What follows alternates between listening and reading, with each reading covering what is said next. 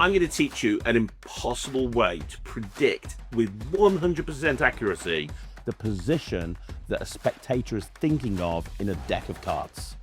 Okay, I'm here with Mandy, and I'm going to show her that I can predict everything that she's thinking about. Brace yourself, I'm coming in. It's going to be brilliant.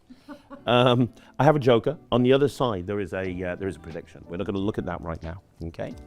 It's from a different colored deck, and I wrote on it. This is a pack of cards. They're all there. They're all different. 52 cards, 52 possibilities. Now, Mandy, the idea is very, very simple. You are going to take that joker, but don't look at the other side. You're going to hold it face up and put it somewhere in the middle. Can you do that for me? Sure. Right there. You want it right there. Now, roughly how many cards down would you say that card is, give or take? 28. 28. You square it in yourself, and then hold the cards as if you're about to deal. And deal them onto the table, but we'll count what position you put it in. Okay? Let's go. 1, 2, 3, 4, 5, 6, 7, 8, 9, 10, 11, 12, 13, 14, 15, 16, 17, 18, 19, 20, 21, 22, 23, 24, 25, 26, 27, 28, 29, 30, 31, 32, 33. So that joker ended up in the 34th position, and you chose to put it there. It could have been in any other position. One further down, it would have been in the 35th position, or the 36th, or the 37th. That was your choice. But you put it in position number 34, and I said I knew exactly what you would do, which is why, Mandy, on the back of this joker, I actually wrote 34. I know, right? I know what she's thinking.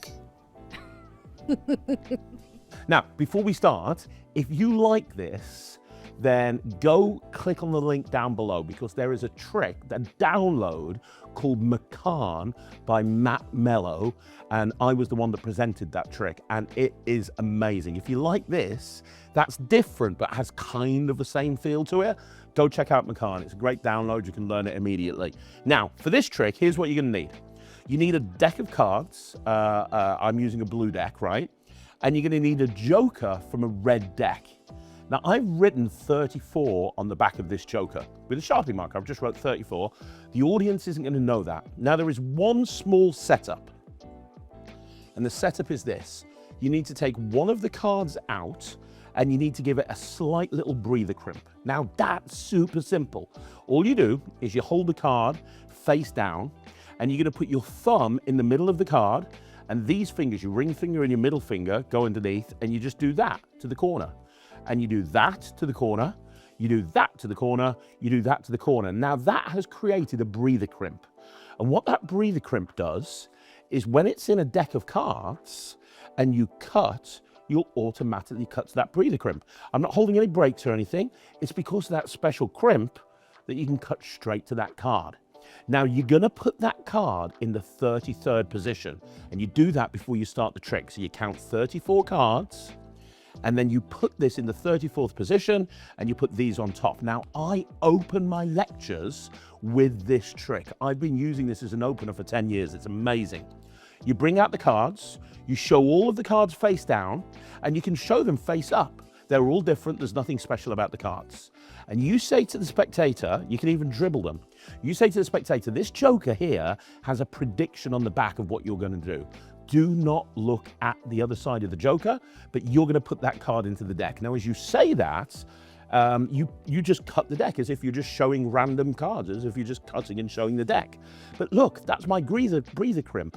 That means there's 33 cards here.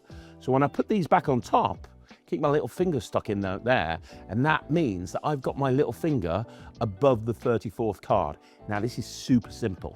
They take the joker, and you say to them, put it somewhere in the middle. It's up to you where, but roughly around about the middle. Now they're gonna just shove it in like this. And the important thing is it goes above your break. Remember, you've got your little finger shoved in the deck, right? So it goes somewhere above that. Now, if they go to put it really down below, you go, no, put it a little bit higher, somewhere more towards the middle. But I've never had anyone do that. So they put it somewhere into the middle like that, right? And you know, and this is my favorite move. I fried magicians with this move. For the audience's point of view, they've just put that joker in the pack and you leave it sticking out. Now, this is the move. You just use your finger and you just angle that joker off to the side a little bit. Remember, you've got that little finger in there, right? you say to them, how many cards down do you think you put that joker? And as you say that, you're going to grab all of the cards above the break with your thumb at the back, finger at the front, and you just lift up all of the cards above the break. But as you do, look, your thumb is there on the joker. So as you lift up and you say how many cards down, I've stripped that joker out and I've put it into the 34th position. But it just looks, in full speed, it looks like this. You just say, right, okay, look, put that in the middle. They do. And you say, how many cards down would you say that is? And they go, I don't know, about 30. And you say, I'll tell you what, count.